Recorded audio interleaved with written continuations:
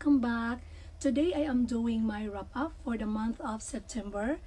This video is going to be pretty quick because I didn't read a lot in September. I've been so busy this past few weeks. However, despite the craziness has been going on, I still managed to read 4 books. But you know what? I'm excited about it.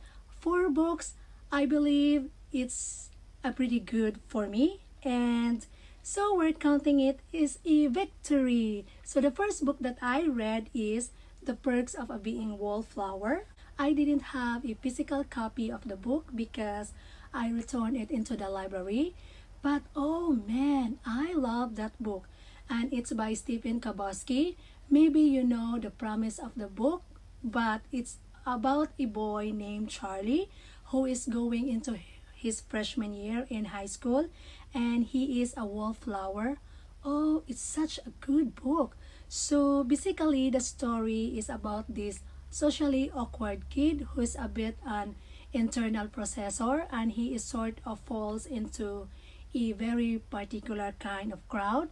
So Charlie kind of experiences a real friendship and love and identity, and sort of coming this place of genuine acceptance by your peers, your friends, and family, and also deals a lot with self-acceptance and sort of self-exploration. This book is very relatable. I don't want to give it away because I don't want to spoil the book, but I will highly recommend the book because it's really a good book. It's such a good book, and I enjoy reading it. And also I give this book 4.5 stars out of 5 because, like what I've said, I enjoy the book. And the next book that I read was The Nightingale by Christine Hanna, and it is a historical fiction. Once again, I didn't have a physical copy because I lent to a friend, because it's a wonderful feeling talking with your friends about books, and so the both of you will fall in love with fictional character and cry for death of someone who doesn't even exist, and you know that you are not alone. And yeah, The Nightingale by Christine Hanna, I was sobbing, I was crying so hard when I finished the book. This is the story of 2 sisters in France during World War II. It's kind of just talks about how the war shaped them and how they shape each other. As a reader, you're completely transported into wartime.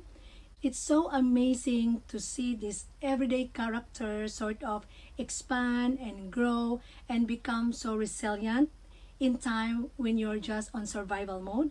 This book is very, very good. It's amazing book. I will highly recommend this. I give this 5 stars out of 5 because this book is a masterpiece. And the next book that I read is Madame Bovary by Gustave Flaubert, set in 1900s, and it is a classic. And I have this beautiful edition, very, very beautiful, and a nice spine. And silly me because I didn't read in this edition. I read in my Kindle. I don't want to break the spine because it's so lovely. Yeah, so I will show it with you, the first page. And Madame Bovary was enjoyable reading for me. Emma, she is sort of like these birds that caught in the cage, and she violently fluffing her wings trying to figure out how to get out. This book is very interesting and funny because it's a group of ridiculous characters, and it's full of pompous mediocre people.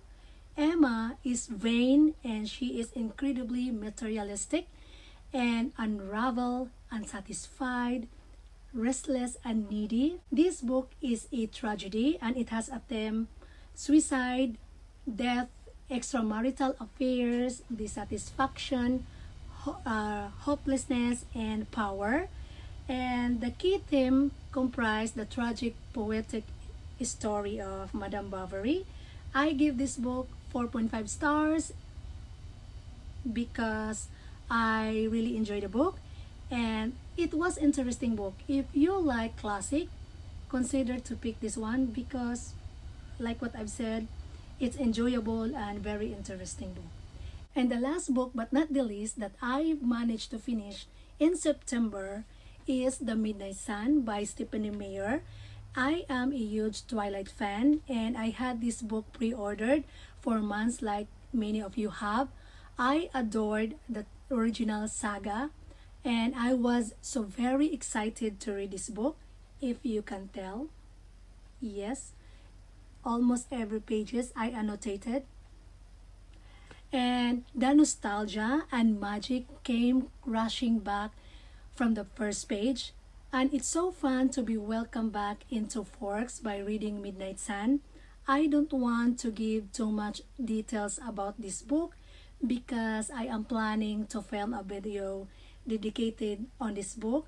And all I can say, this book is very intense, especially last few chapters. And yeah, and I think most anyone able to read knows the basic premise of the story.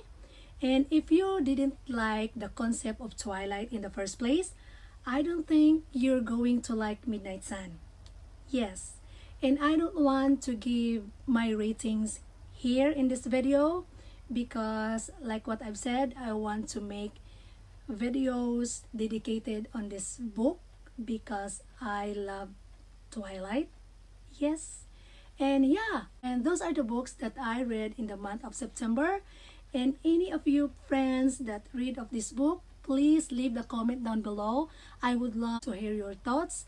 And please don't forget to like or subscribe if you haven't already. Thank you so much for watching and I will see you in my next video.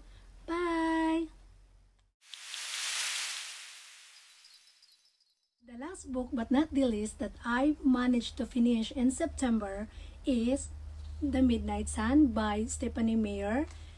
This is... And the next book that I read was The Nightingale by Christine Hanna and it's a historical fiction. Oh my goodness, why it's so hard to pronounce the words. And oh my goodness, why it's... I'm lost of words. English is so hard. Pronunciation is tough. Okay, Emma Bovary. She is...